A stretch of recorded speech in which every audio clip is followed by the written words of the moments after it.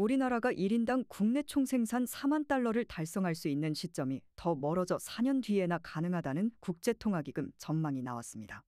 IMF는 지난해 10월까지만 해도 2027년 달성을 예상했지만 6개월 만에 발표한 수정 전망에서 2029년으로 2년을 늦췄습니다.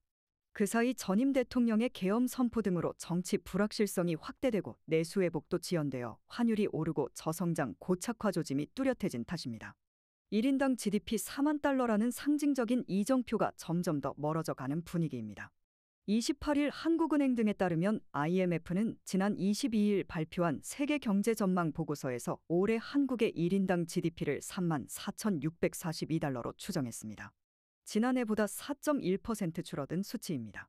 IMF 기준 한국의 1인당 GDP는 2020년 3만 3,653달러에서 2021년 3만 7,518달러로 늘었다가 2022년 3만 4,822달러로 줄었습니다. 이후 2023년 3만 5,563달러, 지난해 3만 6,129달러 등으로 다시 늘었지만 올해는 2022년에도 못 미치는 수준까지 추락할 것으로 전망한 것입니다. IMF는 또 한국의 1인당 GDP가 2029년이 되어야 4만 341달러로 올라 4만 달러 선을 돌파할 것으로 내다봤습니다.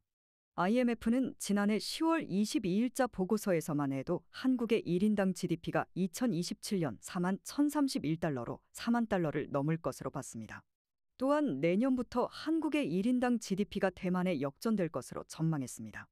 IMF는 대만의 1인당 GDP가 지난해 3만 3,437달러, 올해 3만 4,426달러, 내년 3만 6,319달러로 지속적으로 증가할 것으로 예상했습니다. 이는 IMF의 국가별 경제성장률 전망과도 비슷합니다. IMF는 한국의 실질 GDP 성장률이 올해 1.0%, 내년 1.4%, 2027년 2.1% 등으로 회복되다가 2028년 2.1%, 2029년 1.9%, 2030년 1.8% 등으로 정체될 것으로 전망했습니다. 대만은 올해 2.9%, 내년 2.5%, 2027년 2.4%, 2028년 2.3%, 2029년 2.2%, 2030년 2.1% 등으로 점차 하락하지만 계속 2%대를 유지할 것으로 예상했습니다. 박정우 노무라증권 이코노미스트는 국민소득 4만 달러 달성 시점은 앞으로 환율에 따라 가변적이라면서도 대만의 국민소득을 역전당할 것이라는 전망은 뼈아픈 부분이라고 말했습니다.